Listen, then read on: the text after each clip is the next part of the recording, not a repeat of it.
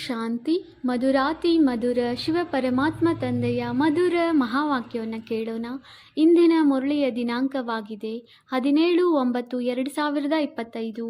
ಪ್ರಾತಃ ಮುರಳಿ ಬಾಪ್ತಾದ ಮಧುಬನ್. ಮಧುರ ಮಕ್ಕಳೇ, ನೆನಪಿನಿಂದ ಸತೋ ಪ್ರಧಾನರಾಗುವ ಜೊತೆಗೆ ವಿದ್ಯೆಯಿಂದ ಸಂಪಾದನೆಯನ್ನು ಜಮಾ ಮಾಡಿಕೊಳ್ಳಬೇಕಾಗಿದೆ. ವಿದ್ಯೆಯ ಸಮಯದಲ್ಲಿ ಬುದ್ಧಿಯು ಆ ಕಡೆ ಈ ಕಡೆ ಅಲೆಯಬಾರದು. ಇಂದಿನ ಪ್ರಶ್ನೆಯಾಗಿದೆ, ನೀವು ಡಬಲ್ ಅಹಿಂಸಕ ಗುಪ್ತ ಸೈನಿಕರ ಯಾವ ವಿಜಯವು ನಿಶ್ಚಿತವಾಗಿದೆ ಮತ್ತು ಏಕೆ? ಉತ್ತರ: ನೀವು ಮಕ್ಕಳು ಮಾಯೆಯ ಮೇಲೆ ಜಯ ಗಳಿಸಲು ಯಾವ ಪುರುಷಾರ್ಥ ಮಾಡುತ್ತಿದ್ದೀರಿ? ನಿಮ್ಮ ಲಕ್ಷ್ಯವಾಗಿದೆ, ನಾವು ರಾವಣನಿಂದ ನಮ್ಮ ರಾಜ್ಯವನ್ನು ತೆಗೆದುಕೊಂಡೇ ತೀರುತ್ತೇವೆ. ಇದು ಸಹ ಡ್ರಾಮಾದಲ್ಲಿ ಯುಕ್ತಿಯು ರಚಿಸಲ್ಪಟ್ಟಿದೆ. ನಿಮ್ಮ ವಿಜಯವು ನಿಶ್ಚಿತವಾಗಿದೆ, ಏಕೆಂದರೆ ನಿಮ್ಮ ಜೊತೆ ಸಾಕ್ಷಾತ್ ಪರಮಪಿತ ಪರಮಾತ್ಮನಿದ್ದಾರೆ. ನೀವು ಯೋಗ ಬಲದಿಂದ ವಿಜಯವನ್ನು ಪಡೆಯುತ್ತೀರಿ. ಮನ್ಮನಾಭವದ ಮಂತ್ರದಿಂದ ನಿಮಗೆ ರಾಜ್ಯ ಭಾಗ್ಯವು ಸಿಗುತ್ತದೆ. ನೀವು ಅರ್ಧಕಲ್ಪ ರಾಜ್ಯಭಾರ ಮಾಡುತ್ತೀರಿ. ಗೀತೆಯಾಗಿದೆ, ಮುಖವನ್ನು ನೋಡಿಕೋ ಪ್ರಾಣಿ. ಓಂ ಶಾಂತಿ. ಮಧುರಾತಿ ಮಧುರ ಮಕ್ಕಳೇ, ಸನ್ಮುಖದಲ್ಲಿ ಕುಳಿತಿರುವಾಗ ತಿಳಿದುಕೊಳ್ಳುತ್ತೀರಿ, ನಮಗೆ ಓದಿಸುವವರು ಯಾವುದೇ ಸಾಕಾರ ಶಿಕ್ಷಕನಲ್ಲ. ಇವರು ಜ್ಞಾನ ಸಾಗರ ತಂದೆಯಾಗಿದ್ದಾರೆ. ಅವರು ನಮ್ಮ ತಂದೆಯೂ ಆಗಿದ್ದಾರೆಂಬುದು ಪಕ್ಕಾ ನಿಶ್ಚಯವಿದೆ. ಓದುವಾಗ ವಿದ್ಯೆಯ ಮೇಲೆ ಗಮನವಿರುತ್ತದೆ. ವಿದ್ಯಾರ್ಥಿಗಳು ತಮ್ಮ ಶಾಲೆಯಲ್ಲಿ ಕುಳಿತಿದ್ದಾಗ ಶಿಕ್ಷಕರ ನೆನಪು ಬರುತ್ತದೆಯೇ ಹೊರತು ತಂದೆಯದಲ್ಲ. ಏಕೆಂದರೆ ಶಾಲೆಯಲ್ಲಿ ಕುಳಿತಿದ್ದೀರಿ. ನೀವು ಸಹ ತಿಳಿದುಕೊಂಡಿದ್ದೀರಿ, ತಂದೆಯು ಶಿಕ್ಷಕನೂ ಆಗಿದ್ದಾರೆ. ಕೇವಲ ಹೆಸರನ್ನು ತಿಳಿದುಕೊಳ್ಳುವುದಲ್ಲ, ಗಮನದಲ್ಲಿರಲಿ. ನಾವಾತ್ಮರಾಗಿದ್ದೇವೆ, ತಂದೆಯಿಂದ ಕೇಳುತ್ತಿದ್ದೇವೆ. ಈ ರೀತಿ ಕೇಳುವುದು ಮತ್ತೆಂದೂ ಇರುವುದೇ ಇಲ್ಲ. ಸತ್ಯ ಯುಗದಲ್ಲಾಗಲಿ ಕಲಿಯುಗದಲ್ಲಾಗಲಿ ಇರುವುದಿಲ್ಲ. ಕೇವಲ ಈ ಒಂದು ಸಂಗಮ ಯುಗದಲ್ಲಿಯೇ ಪರಮಾತ್ಮನಿಂದ ಕೇಳುತ್ತೀರಿ. ನೀವು ತಮ್ಮನ್ನು ಆತ್ಮನೆಂದು ತಿಳಿಯುತ್ತೀರಿ. ನಮ್ಮ ತಂದೆಯು ಈ ಸಮಯದಲ್ಲಿ ಶಿಕ್ಷಕನಾಗಿದ್ದಾರೆ, ಏಕೆಂದರೆ ಓದಿಸುತ್ತಾರೆ. ಎರಡೂ ಕೆಲಸಗಳನ್ನು ಮಾಡಬೇಕಾಗುತ್ತದೆ. ಆತ್ಮವು ಶಿವ ತಂದೆಯಿಂದ ಓದುತ್ತದೆ. ಇದು ಸಹ ಯೋಗ ಮತ್ತು ವಿದ್ಯೆಯಾಗಿ ಬಿಡುತ್ತದೆ. ಆತ್ಮವೇ ಓದುತ್ತದೆ, ಓದಿಸುವವರು ಪರಮಾತ್ಮನಾಗಿದ್ದಾರೆ. ನೀವು ಸನ್ಮುಖದಲ್ಲಿರುವ ಕಾರಣ ಇದರಲ್ಲಿ ಇನ್ನೂ ಹೆಚ್ಚಿನ ಲಾಭವಿದೆ. ಅನೇಕ ಮಕ್ಕಳು ಬಹಳ ಚೆನ್ನಾಗಿ ನೆನಪಿನಲ್ಲಿರುತ್ತಾರೆ. ಕರ್ಮಾತೀತ ಸ್ಥಿತಿಯನ್ನು ತಲುಪುತ್ತಾರೆಂದರೆ ಅದರಿಂದಲೂ ಪವಿತ್ರತೆಯ ಶಕ್ತಿಯು ಸಿಗುತ್ತದೆ. ಶಿವ ತಂದೆಯು ನಮಗೆ ಓದಿಸುತ್ತಾರೆಂದು ಮಕ್ಕಳು ತಿಳಿದುಕೊಂಡಿದ್ದೀರಿ. ಇದು ನಿಮ್ಮ ಯೋಗವೂ ಆಗಿದೆ, ಸಂಪಾದನೆಯೂ ಆಗಿದೆ. ಆತ್ಮವೇ ಸತೋ ಪ್ರಧಾನವಾಗಬೇಕಾಗಿದೆ. ನೀವು ಸತೋ ಪ್ರಧಾನರೂ ಆಗುತ್ತಿದ್ದೀರಿ. ಧನವನ್ನು ಪಡೆಯುತ್ತಿದ್ದೀರಿ ಅಂದ ಮೇಲೆ ತಮ್ಮನ್ನು ಆತ್ಮನೆಂದು ಅವಶ್ಯವಾಗಿ ತಿಳಿಯಬೇಕಾಗಿದೆ. ಬುದ್ಧಿಯು ಅಲ್ಲಿ ಇಲ್ಲಿ ಓಡಾಡಬಾರದು. ಇಲ್ಲಿ ಕುಳಿತಿರುವಾಗಲೂ ಬುದ್ಧಿಯಲ್ಲಿರಲಿ. ಶಿವ ತಂದೆಯು ಓದಿಸುವುದಕ್ಕಾಗಿ ಶಿಕ್ಷಕನ ರೂಪದಲ್ಲಿ ಬಂದಿದ್ದಾರೆ. ಅವರೇ ಜ್ಞಾನಪೂರ್ಣನಾಗಿದ್ದಾರೆ, ನಮಗೆ ಓದಿಸುತ್ತಿದ್ದಾರೆ. ನಾವು ತಂದೆಯನ್ನು ನೆನಪು ಮಾಡಬೇಕಾಗಿದೆ. ಸ್ವದರ್ಶನ ಚಕ್ರಧಾರಿಗಳೂ ಆಗಿದ್ದೇವೆ, ಲೈಟ್ ಹೌಸ್ ಸಹ ಆಗಿದ್ದೇವೆ. ಒಂದು ಕಣ್ಣಿನಲ್ಲಿ ಮುಕ್ತಿಧಾಮ, ಇನ್ನೊಂದು ಕಣ್ಣಿನಲ್ಲಿ ಜೀವನ್ ಮುಕ್ತಿಧಾಮ. ಈ ಸ್ಥೂಲ ಕಣ್ಣುಗಳೆಂದಲ್ಲ, ಆತ್ಮದ ಮೂರನೆಯ ನೇತ್ರವೆಂದು ಹೇಳಲಾಗುತ್ತದೆ. ಈಗ ಆತ್ಮಗಳು ಕೇಳುತ್ತಿದ್ದೀರಿ. ಶರೀರವನ್ನು ಬಿಟ್ಟಾಗ ಆತ್ಮದಲ್ಲಿ ಈ ಸಂಸ್ಕಾರವಿರುತ್ತದೆ. ನೀವೀಗ ತಂದೆಯೊಂದಿಗೆ ಬುದ್ಧಿಯೋಗವನ್ನಿಡುತ್ತೀರಿ. ಸತ್ಯ ಯುಗದಿಂದ ಹಿಡಿದು ನೀವು ವಿಯೋಗಿಗಳಾಗಿದ್ದೀರಿ, ಅರ್ಥಾತ್ ತಂದೆಯೊಂದಿಗೆ ಯೋಗವಿರಲಿಲ್ಲ. ನೀವೀಗ ತಂದೆಯ ಸಮಾನ ಯೋಗಿಗಳಾಗುತ್ತಿದ್ದೀರಿ. ಯೋಗ ಕಲಿಸುವವರು ಈಶ್ವರನಾಗಿದ್ದಾರೆ, ಆದ್ದರಿಂದ ಅವರಿಗೆ ಯೋಗೇಶ್ವರನೆಂದು ಕರೆಯಲಾಗುತ್ತದೆ. ನೀವು ಸಹ ಯೋಗೇಶ್ವರನ ಮಕ್ಕಳಾಗಿದ್ದೀರಿ. ಅವರೇನೂ ಯೋಗ ಮಾಡಬೇಕಾಗಿಲ್ಲ. ಅವರು ಯೋಗವನ್ನು ಕಲಿಸಿಕೊಡುವ ಪರಮಪಿತ ಪರಮಾತ್ಮನಾಗಿದ್ದಾರೆ. ನೀವು ಒಬ್ಬೊಬ್ಬರು ಯೋಗೇಶ್ವರ ಯೋಗೇಶ್ವರಿಯರಾಗುತ್ತೀರಿ ಮತ್ತು ರಾಜರಾಜೇಶ್ವರಿಯರಾಗುತ್ತೀರಿ. ತಂದೆಯು ಯೋಗವನ್ನು ಕಲಿಸಿಕೊಡುವ ಈಶ್ವರನಾಗಿದ್ದಾರೆ. ತಾನು ಸ್ವಯಂ ಕಲಿಯುವುದಿಲ್ಲ, ಮಕ್ಕಳಿಗೆ ಕಲಿಸಿಕೊಡುತ್ತಾರೆ. ಕೃಷ್ಣನ ಆತ್ಮವೇ ಅಂತಿಮ ಜನ್ಮದಲ್ಲಿ ಯೋಗವನ್ನು ಕಲಿತು ಮತ್ತೆ ಕೃಷ್ಣನಾಗುತ್ತದೆ. ಆದ್ದರಿಂದ ಕೃಷ್ಣನಿಗೂ ಯೋಗೇಶ್ವರನೆಂದು ಹೇಳಿಬಿಡುತ್ತಾರೆ, ಏಕೆಂದರೆ ಕೃಷ್ಣನ ಆತ್ಮವು ಈಗ ಕಲಿಯುತ್ತಿದೆ. ಯೋಗೇಶ್ವರನಿಂದ ಶಿವನಿಂದ ಯೋಗವನ್ನು ಕಲಿತು ಕೃಷ್ಣನ ಪದವಿಯನ್ನು ಪಡೆಯುತ್ತಾರೆ. ಈಗ ಇವರ ಹೆಸರು ತಂದೆಯು ಬ್ರಹ್ಮನೆಂದು ಇಟ್ಟಿದ್ದಾರೆ. ಮೊದಲಂತೂ ಲೌಕಿಕ ಹೆಸರಿತ್ತು, ನಂತರ ಮರುಜೀವಿಯಾಗಿದ್ದಾರೆ. ಆತ್ಮವೇ ತಂದೆಯ ಮಗುವಾಗಬೇಕಾಗಿದೆ. ತಂದೆಯ ಮಗುವಾಗುವುದು ಎಂದರೆ ಲೌಕಿಕದಿಂದ ಸತ್ತಂತೆ ಆಯಿತಲ್ಲವೇ?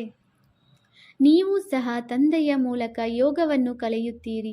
ಈ ಸಂಸ್ಕಾರಗಳಿಂದಲೇ ನೀವು ಶಾಂತಿಧಾಮಕ್ಕೆ ಹೋಗುತ್ತೀರಿ. ನಂತರ ಪ್ರಾರಬ್ಧದ ಹೊಸ ಪಾತ್ರವು ಇಮರ್ಜ್ ಆಗುವುದು. ಅಲ್ಲಿ ಈ ಮಾತುಗಳು ನೆನಪು ಇರುವುದಿಲ್ಲ. ಇದನ್ನು ಈಗಲೇ ತಂದೆಯು ತಿಳಿಸುತ್ತಾರೆ. ಈಗ ಪಾತ್ರವು ಮುಕ್ತಾಯವಾಗುತ್ತದೆ, ಮತ್ತೆ ಹೊಸದಾಗಿ ಆರಂಭವಾಗುವುದು. ಹೇಗೆ ತಂದೆಗೂ ನಾನು ಮಕ್ಕಳ ಬಳಿ ಹೋಗಬೇಕು ಎಂಬ ಸಂಕಲ್ಪವು ಬರುತ್ತದೆ. ಆದ್ದರಿಂದ ತಂದೆಯು ತಿಳಿಸುತ್ತಾರೆ, ನಾನು ಬರುತ್ತೇನೆ ಮತ್ತು ವಾಣಿ ನುಡಿಸಲು ಆರಂಭಿಸುತ್ತೇನೆ. ಅಲ್ಲಂತೂ ಶಾಂತಿಯಲ್ಲಿರುತ್ತೇನೆ. ಮತ್ತೆ ಡ್ರಾಮಾ ಅನುಸಾರ ಪಾತ್ರವು ಆರಂಭವಾಗಿ ಬಿಡುತ್ತದೆ. ಕೆಳಗೆ ಬರುವ ಸಂಕಲ್ಪವೂ ಬರುತ್ತದೆ. ಮತ್ತೆ ಇಲ್ಲಿ ಬಂದು ಪಾತ್ರವನ್ನು ಅಭಿನಯಿಸುತ್ತಾರೆ. ನೀವಾತ್ಮಗಳು ಕೇಳುತ್ತೀರಿ. ನಂಬರ್ ವಾರ್ ಪುರುಷಾರ್ಥದನುಸಾರ ಕಲ್ಪದ ಹಿಂದಿನ ತರಹ ದಿನ ಪ್ರತಿದಿನ ವೃದ್ಧಿಯನ್ನು ಹೊಂದುತ್ತಾ ಹೋಗುತ್ತೀರಿ. ಒಂದಾನೊಂದು ದಿನ ನಿಮಗೆ ಬಹಳ ದೊಡ್ಡ ಮನೆಯೂ ಸಿಗುವುದು. ಆಗ ದೊಡ್ಡವರು ಬರುತ್ತಾರೆ. ಎಲ್ಲರೂ ಒಟ್ಟಿಗೆ ಕುಳಿತು ಕೇಳುತ್ತಾರೆ. ಸಮಯ ಕಳೆದಂತೆ ಸಾಹುಕಾರರು ಸಾಧಾರಣ ಪ್ರಜೆಗಳಾಗುತ್ತಾ ಹೋಗುತ್ತಾರೆ. ಹೊಟ್ಟೆಯು ಬೆನ್ನಿಗೆ ತಾಕುತ್ತದೆ. ಇಂತಹ ಆಪತ್ತುಗಳು ಬರಲಿವೆ. ಬೆಂಕಿಯ ಮಳೆ ಬೀಳುತ್ತದೆ. ಆಗ ಇಡೀ ಹೊಲ ಗದ್ದೆಗಳೆಲ್ಲವೂ ನೀರಿನಲ್ಲಿ ಮುಳುಗಿ ಹೋಗುವುದು. ಆ ಪ್ರಾಕೃತಿಕ ಆಪತ್ತುಗಳು ಸಹ ಬರಲಿವೆ. ವಿನಾಶವಾಗಲಿದೆ. ಇದಕ್ಕೆ ಸೃಷ್ಟಿಯ ವಿಕೋಪಗಳೆಂದು ಹೇಳಲಾಗುತ್ತದೆ. ವಿನಾಶವಾಗುವುದಂತೂ ಖಚಿತವೆಂದು ಬುದ್ಧಿಯು ಹೇಳುತ್ತದೆ. ಅಲ್ಲಿಗಾಗಿ ವಿದೇಶದ ಕಡೆ ಬಾಂಬುಗಳು ತಯಾರಾಗಿವೆ ಮತ್ತು ಇಲ್ಲಿಗಾಗಿ ಪ್ರಾಕೃತಿಕ ಆಪತ್ತುಗಳು ಬರಲಿವೆ. ಇದರಲ್ಲಿ ಬಹಳ ಸಾಹಸ ಬೇಕು. ಅಂಗದನ ಉದಾಹರಣೆ ಇದೆಯಲ್ಲವೇ? ಅವನನ್ನು ಯಾರೂ ಅಲುಗಾಡಿಸಲು ಸಾಧ್ಯವಾಗಲಿಲ್ಲ. ಈ ಸ್ಥಿತಿಯನ್ನು ಪಕ್ಕಾ ಮಾಡಿಕೊಳ್ಳಿ. ನಾನಾತ್ಮನಾಗಿದ್ದೇನೆ. ಶರೀರದ ಪರಿವೆಯೂ ಕಳೆಯುತ್ತಾ ಹೋಗಲಿ. ಸತ್ಯ ಯುಗದಲ್ಲಂತೂ ತನ್ನ ಸಮಯವು ಮುಗಿದಾಗ ತಾನಾಗಿಯೇ ನಾನೀಗ ಈ ಶರೀರವನ್ನು ಬಿಟ್ಟು ಹೋಗಿ ಮಗುವಾಗುತ್ತೇನೆ ಎಂದು ಸಾಕ್ಷಾತ್ಕಾರವಾಗುತ್ತದೆ. ಒಂದು ಶರೀರವನ್ನು ಬಿಟ್ಟು ಹೋಗಿ ಇನ್ನೊಂದರಲ್ಲಿ ಆತ್ಮವು ಪ್ರವೇಶ ಮಾಡುತ್ತದೆ. ಅಲ್ಲಿ ಯಾವುದೇ ಶಿಕ್ಷೆ ಇತ್ಯಾದಿಗಳು ಇರುವುದಿಲ್ಲ. ದಿನ ಪ್ರತಿದಿನ ನೀವು ಸಮೀಪ ಬರುತ್ತಾ ಹೋಗುತ್ತೀರಿ. ತಂದೆಯು ತಿಳಿಸುತ್ತಾರೆ, ನನ್ನಲ್ಲಿ ಯಾವ ಪಾತ್ರವು ಅಡಕವಾಗಿದೆಯೋ ಅದು ತೆರೆಯಲ್ಪಡುತ್ತಾ ಹೋಗುವುದು. ಎಲ್ಲವನ್ನೂ ಮಕ್ಕಳಿಗೆ ತಿಳಿಸುತ್ತಾ ಹೋಗುತ್ತಾರೆ. ತಂದೆಯ ಪಾತ್ರವು ಪೂರ್ಣವಾದರೆ ನಿಮ್ಮ ಪಾತ್ರವು ಪೂರ್ಣವಾಗಿ ಬಿಡುತ್ತದೆ. ನಂತರ ನಿಮ್ಮ ಸತ್ಯಯುಗದ ಪಾತ್ರವು ಆರಂಭವಾಗುವುದು. ಈಗ ನೀವು ತಮ್ಮ ರಾಜ್ಯವನ್ನು ತೆಗೆದುಕೊಳ್ಳಬೇಕಾಗಿದೆ. ಈ ನಾಟಕವು ಬಹಳ ಯುಕ್ತಿಯಿಂದ ಮಾಡಲ್ಪಟ್ಟಿದೆ. ನೀವು ಮಾಯೆಯ ಮೇಲೆ ಜಯಗಳಿಸುತ್ತೀರಿ. ಇದರಲ್ಲಿಯೂ ಸಮಯ ಹಿಡಿಸುತ್ತದೆ. ಅವರಂತೂ ಒಂದು ಕಡೆ ನಾವು ಸ್ವರ್ಗದಲ್ಲಿ ಕುಳಿತಿದ್ದೇವೆ, ಇದು ಸುಖಧಾಮವಾಗಿ ಬಿಟ್ಟಿದೆ ಎಂದು ತಿಳಿಯುತ್ತಾರೆ. ಇನ್ನೊಂದು ಕಡೆ ಗೀತೆಯಲ್ಲಿಯೂ ಭಾರತದ ಸ್ಥಿತಿಯನ್ನು ತಿಳಿಸುತ್ತಾರೆ. ನೀವು ತಿಳಿದುಕೊಂಡಿದ್ದೀರಿ, ಮನುಷ್ಯರಂತೂ ಇನ್ನೂ ತಮೋಪ್ರಧಾನರಾಗಿ ಬಿಟ್ಟಿದ್ದಾರೆ. ಡ್ರಾಮಾ ಅನುಸಾರ ಇನ್ನೂ ಬೇಗನೆ ತಮೋಪ್ರಧಾನರಾಗುತ್ತಾ ಹೋಗುತ್ತಾರೆ. ನೀವೀಗ ಸತೋಪ್ರಧಾನರಾಗುತ್ತಿದ್ದೀರಿ. ಇನ್ನೂ ಸಮೀಪಕ್ಕೆ ಹೋಗುತ್ತಿದ್ದೀರಿ. ಕೊನೆಗೆ ವಿಜಯವು ನಿಮ್ಮದೇ ಆಗಲಿದೆ. ಹಾಹಾಕಾರದ ನಂತರ ಜೈಕಾರವಾಗುವುದು. ತುಪ್ಪದ ನದಿಗಳು ಹರಿಯುತ್ತವೆ. ಸತ್ಯಯುಗದಲ್ಲಿ ತುಪ್ಪ ಇತ್ಯಾದಿಗಳನ್ನು ಖರೀದಿಸಬೇಕಾಗಿಲ್ಲ. ಎಲ್ಲರ ಬಳಿ ತಮ್ಮದೇ ಆದ ಬಹಳ ಸುಂದರವಾದ ಹಸುಗಳಿರುತ್ತವೆ. ನೀವು ಎಷ್ಟು ಶ್ರೇಷ್ಠರಾಗುತ್ತೀರಿ. ನಿಮಗೆ ತಿಳಿದಿದೆ, ವಿಶ್ವದ ಚರಿತ್ರೆ ಭೂಗೋಳವು ಮತ್ತೆ ಪುನರಾವರ್ತನೆಯಾಗುತ್ತದೆ. ತಂದೆಯು ಬಂದು ವಿಶ್ವದ ಇತಿಹಾಸವನ್ನು ಪುನರಾವರ್ತನೆ ಮಾಡುತ್ತಾರೆ. ಆದ್ದರಿಂದ ತಂದೆಯು ಹೇಳಿದರು, ಇದನ್ನೂ ಸಹ ಬರೆಯಿರಿ. ವಿಶ್ವದ ಇತಿಹಾಸ ಭೂಗೋಳವು ಹೇಗೆ ಪುನರಾವರ್ತನೆಯಾಗುತ್ತದೆ ಎಂಬುದನ್ನು ಬಂದು ತಿಳಿದುಕೊಳ್ಳಿ. ಬುದ್ಧಿವಂತರಾಗಿದ್ದರೆ ಅವರು ಹೇಳುವರು, ಈಗ ಕಲಿಯುಗವಿದೆಯೆಂದರೆ ಇದರ ನಂತರ ಅವಶ್ಯವಾಗಿ ಸತ್ಯಯುಗವೇ ಪುನರಾವರ್ತನೆಯಾಗುವುದು ಎಂದು. ಇನ್ನು ಕೆಲವರು ಹೇಳುತ್ತಾರೆ, ಸೃಷ್ಟಿಚಕ್ರವು ಲಕ್ಷಾಂತರದ ವರ್ಷಗಳದ್ದಾಗಿದೆ. ಈಗ ಹೇಗೆ ಪುನರಾವರ್ತನೆಯಾಗುವುದು? ಇಲ್ಲಿ ಸೂರ್ಯವಂಶಿ ಚಂದ್ರವಂಶಿಯರ ಚರಿತ್ರೆಯಂತೂ ಇಲ್ಲ. ಅಂತ್ಯದವರೆಗೆ ಈ ಚಕ್ರವು ಹೇಗೆ ಪುನರಾವರ್ತನೆಯಾಗುತ್ತದೆ? ಮತ್ತೆ ಈ ರಾಜ್ಯವು ಯಾವಾಗ ಬರುವುದು ಎಂಬುದೇನನ್ನೂ ತಿಳಿದುಕೊಂಡಿಲ್ಲ. ರಾಮರಾಜ್ಯದ ಬಗ್ಗೆ ತಿಳಿದುಕೊಂಡಿಲ್ಲ. ಈಗ ತಂದೆಯು ನಿಮ್ಮ ಜೊತೆ ಇದ್ದಾರೆ. ಯಾರ ಕಡೆ ಸಾಕ್ಷಾತ್ ಪರಮಪಿತ ಪರಮಾತ್ಮನಿದ್ದಾರೆ, ಅವರ ವಿಜಯವು ಖಂಡಿತ ಆಗುವುದು. ತಂದೆಯು ಹಿಂಸೆಯನ್ನೇನನ್ನೂ ಮಾಡಿಸುವುದಿಲ್ಲ. ಯಾರನ್ನಾದರೂ ಹೊಡೆಯುವುದು ಹಿಂಸೆಯಲ್ಲವೇ? ಕಾಮಕಟಾರಿಯನ್ನು ನಡೆಸುವುದು ಎಲ್ಲದಕ್ಕಿಂತ ದೊಡ್ಡ ಹಿಂಸೆಯಾಗಿದೆ. ನೀವೀಗ ಡಬಲ್ ಅಹಿಂಸಕರಾಗುತ್ತಿದ್ದೀರಿ. ಸತ್ಯಯುಗದಲ್ಲಿ ಅಹಿಂಸಾ ಪರಮೋ ದೇವಿ ದೇವತಾ ಧರ್ಮವಿರುತ್ತದೆ. ಅಲ್ಲಿ ಹೊಡೆದಾಡುವುದೂ ಇಲ್ಲ, ವಿಕಾರದಲ್ಲಿಯೂ ಹೋಗುವುದಿಲ್ಲ. ಈಗ ನಿಮ್ಮದು ಯೋಗ ಬಲವಾಗಿದೆ. ಆದರೆ ಇದನ್ನು ತಿಳಿದುಕೊಳ್ಳದಿರುವ ಕಾರಣ ಶಾಸ್ತ್ರಗಳಲ್ಲಿ ಅಸುರರು ಮತ್ತು ದೇವತೆಗಳ ಯುದ್ಧವೆಂದು ಬರೆದಿದ್ದಾರೆ. ಅಹಿಂಸೆಯನ್ನು ಯಾರೂ ತಿಳಿದುಕೊಂಡಿಲ್ಲ. ಇದನ್ನು ನೀವೇ ತಿಳಿದುಕೊಂಡಿದ್ದೀರಿ. ನೀವು ರಕ್ಷಣಾ ಸೈನಿಕರಾಗಿದ್ದೀರಿ. ಬಹಳ ಪ್ರಸಿದ್ಧ ಸೈನಿಕರು, ಆದರೆ ಗುಪ್ತ ಸೈನಿಕರಾಗಿದ್ದೀರಿ. ನಿಮ್ಮನ್ನು ಯಾರಾದರೂ ಸೈನಿಕರೆಂದು ತಿಳಿಯುತ್ತಾರೆಯೇ? ನಿಮ್ಮ ಮೂಲಕ ಎಲ್ಲರಿಗೂ ಮನ್ಮನಾಭವದ ಸಂದೇಶವು ಸಿಗುತ್ತದೆ. ಇದು ಮಹಾಮಂತ್ರವಾಗಿದೆ. ಮನುಷ್ಯರು ಈ ಮಾತುಗಳನ್ನು ತಿಳಿದುಕೊಂಡಿಲ್ಲ. ಸತ್ಯಯುಗ ತ್ರೇತಾಯುಗದಲ್ಲಿ ಇದೇನೂ ಇರುವುದಿಲ್ಲ. ಮಂತ್ರದಿಂದ ನೀವು ರಾಜ್ಯವನ್ನು ಪಡೆದ ಮೇಲೆ ಮತ್ತೆ ಇದರ ಅವಶ್ಯಕತೆ ಇಲ್ಲ. ನಾವು ಹೇಗೆ ಚಕ್ರವನ್ನು ಸುತ್ತುತ್ತಾ ಬಂದಿದ್ದೇವೆಂದು ನೀವು ತಿಳಿದುಕೊಳ್ಳುತ್ತಾ ಬಂದಿದ್ದೀರಿ. ಈಗ ತಂದೆಯು ಮಹಾಮಂತ್ರವನ್ನು ಕೊಡುತ್ತಾರೆ. ನಂತರ ನೀವು ಅರ್ಧಕಲ್ಪ ರಾಜ್ಯಭಾರ ಮಾಡುತ್ತೀರಿ. ನೀವೀಗ ದೈವಿ ಗುಣಗಳನ್ನು ಧಾರಣೆ ಮಾಡಬೇಕು ಮತ್ತು ಮಾಡಿಸಬೇಕಾಗಿದೆ. ತಂದೆಯು ಸಲಹೆ ನೀಡುತ್ತಾರೆ. ಮಕ್ಕಳೇ, ಚಾರ್ಟನ್ನು ಇಡುವುದರಿಂದ ಬಹಳ ಮಜಾ ಬರುವುದು. ರಿಸಲ್ಟ್ನಲ್ಲಿ ಉತ್ತಮ, ಅತ್ಯುತ್ತಮ, ಸರ್ವೋತ್ತಮ ಎಂದು ಇರುತ್ತದೆಯಲ್ಲವೇ? ತಾವು ಇದನ್ನು ಅನುಭವ ಮಾಡಬೇಕು. ಕೆಲವರು ಚೆನ್ನಾಗಿ ಓದುತ್ತಾರೆ, ಕೆಲವರಿಗೆ ಗಮನವಿಲ್ಲವೆಂದರೆ ಅನುತ್ತೀರ್ಣರಾಗಿ ಬಿಡುತ್ತಾರೆ. ಇದು ಬೇಹದ್ದಿನ ವಿದ್ಯೆಯಾಗಿದೆ. ತಂದೆಯು ಶಿಕ್ಷಕನೂ ಆಗಿದ್ದಾರೆ, ಗುರುವೂ ಆಗಿದ್ದಾರೆ. ಪಾತ್ರವು ಒಟ್ಟಿಗೆ ನಡೆಯುತ್ತದೆ. ಈ ಒಬ್ಬರೇ ತಂದೆಯು ಹೇಳುತ್ತಾರೆ, ಮರುಜೀವಿಗಳಾಗಿ ತಮ್ಮನ್ನು ಆತ್ಮನೆಂದು ತಿಳಿದು ತಂದೆಯನ್ನು ನೆನಪು ಮಾಡಿ. ತಂದೆಯು ತಿಳಿಸುತ್ತಾರೆ, ನಾನು ನಿಮ್ಮ ತಂದೆಯಾಗಿದ್ದೇನೆ. ಬ್ರಹ್ಮರವರ ಮೂಲಕ ರಾಜ್ಯವನ್ನು ಕೊಡುತ್ತೇನೆ. ಇವರು ಬ್ರಹ್ಮರವರ ಮಧ್ಯದಲ್ಲಿ ದಲ್ಲಾಳಿಯಾಗಿದ್ದಾರೆ. ಇವರೊಂದಿಗೆ ಬುದ್ಧಿಯೋಗವನ್ನಿಡಬಾರದು. ಈಗ ನಿಮ್ಮ ಬುದ್ಧಿಯೋಗವು ಆ ತಮ್ಮ ಪತಿಯರ ಪತಿ ಶಿವ ಪ್ರಿಯತಮನ ಜೊತೆ ಇದೆ. ಇವರ ಬ್ರಹ್ಮರವರ ಮೂಲಕ ನೀವು ಅವರನ್ನು ತಮ್ಮವರನ್ನಾಗಿ ಮಾಡಿಕೊಳ್ಳುತ್ತೀರಿ. ಆ ತಂದೆಯು ತಿಳಿಸುತ್ತಾರೆ, ನೀವು ತಮ್ಮನ್ನು ಆತ್ಮನೆಂದು ತಿಳಿದು ನನ್ನನ್ನು ನೆನಪು ಮಾಡಿ. ಈಗ ನಾವಾತ್ಮಗಳು ಪಾತ್ರವನ್ನು ಪೂರ್ಣಗೊಳಿಸಿದೆವು. ಈಗ ತಂದೆಯ ಬಳಿ ಮನೆಗೆ ಹೋಗಬೇಕಾಗಿದೆ. ಈಗಂತೂ ಇಡೀ ಸೃಷ್ಟಿಯು ತಮೋಪ್ರಧಾನವಾಗಿದೆ. ಪಂಚತತ್ವಗಳು ತಮೋಪ್ರಧಾನವಾಗಿದೆ. ಹೊಸ ಪ್ರಪಂಚದಲ್ಲಿ ಎಲ್ಲವೂ ಹೊಸದಾಗಿರುವುದು.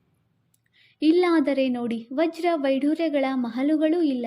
ಮತ್ತೆ ಸತ್ಯಯುಗದಲ್ಲಿ ಎಲ್ಲಿಂದ ಬರುತ್ತದೆ? ಈಗ ಯಾವ ಗಣಿಗಳು ಖಾಲಿಯಾಗಿ ಬಿಟ್ಟಿದೆಯೋ ಅದೆಲ್ಲವೂ ಈಗ ಪುನಃ ತುಂಬಲ್ಪಡುತ್ತದೆ. ಗಣಿಗಳಿಂದ ಅಗೆದು ಹೊರತೆಗೆಯುತ್ತಾರೆ. ವಿಚಾರ ಮಾಡಿ. ಎಲ್ಲವೂ ಹೊಸ ವಸ್ತುಗಳಾಗಿರುತ್ತವೆಯಲ್ಲವೇ? ದೀಪ ಇತ್ಯಾದಿಗಳು ಸಹ ಸ್ವಾಭಾವಿಕವಾಗಿರುತ್ತವೆ. ವಿಜ್ಞಾನವನ್ನು ಇಲ್ಲಿಯೇ ಕಲಿಯುತ್ತಾರೆ. ಮತ್ತೆ ಅಲ್ಲಿ ಇವೆಲ್ಲವೂ ಕೆಲಸಕ್ಕೆ ಬರುತ್ತದೆ. ಹೆಲಿಕಾಪ್ಟರ್ಗಳು ನಿಂತಿರುತ್ತವೆ. ಗುಂಡಿಯನ್ನು ಒತ್ತಿದ ತಕ್ಷಣ ಹಾರಿ ಹೋಗುತ್ತಾರೆ. ಯಾವುದೇ ಕಷ್ಟವಿಲ್ಲ. ಅಲ್ಲಿ ಎಲ್ಲವೂ ಬಹಳ ಭದ್ರತೆಯಿಂದ ಕೂಡಿರುತ್ತದೆ. ಯಾವುದೇ ಯಂತ್ರಗಳು ಹಾಳಾಗುವುದಿಲ್ಲ. ಮನೆಯಲ್ಲಿ ಕುಳಿತಿದ್ದಂತೆಯೇ ಸೆಕೆಂಡಿನಲ್ಲಿ ಶಾಲೆ ಅಥವಾ ತಿರುಗಾಡಲು ಹೋಗಿಬಿಡುತ್ತಾರೆ.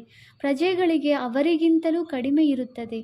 ನಿಮಗಾಗಿ ಅಲ್ಲಿ ಎಲ್ಲ ಸುಖವಿರುತ್ತದೆ. ಅಕಾಲ ಮೃತ್ಯುವಾಗಲು ಸಾಧ್ಯವಿಲ್ಲ ಅಂದ ಮೇಲೆ ನೀವು ಮಕ್ಕಳು ವಿದ್ಯೆಯ ಮೇಲೆ ಎಷ್ಟೊಂದು ಗಮನ ಕೊಡಬೇಕು.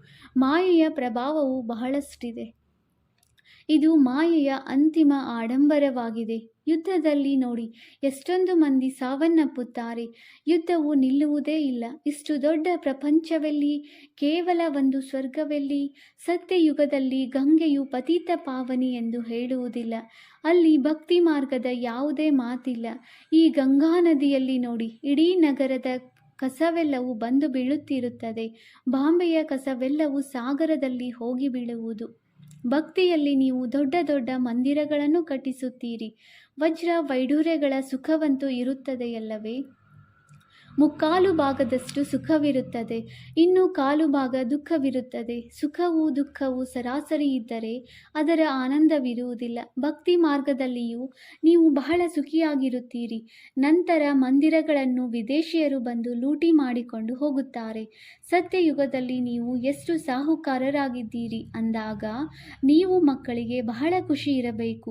ಲಕ್ಷ್ಯವಂತೂ ನಿಮ್ಮ ಸನ್ಮುಖದಲ್ಲಿದೆ. ಮಮ್ಮ ಬಾಬಾರವರ ಪದವಿಯಂತೂ ನಿಶ್ಚಿತವಾಗಿದೆ. ಖುಷಿಯಂತಹ ಔಷಧಿ ಇಲ್ಲವೆಂದು ಗಾಯನವಿದೆ. ಯೋಗದಿಂದಲೇ ಆಯಸ್ಸು ವೃದ್ಧಿಯಾಗುತ್ತದೆ.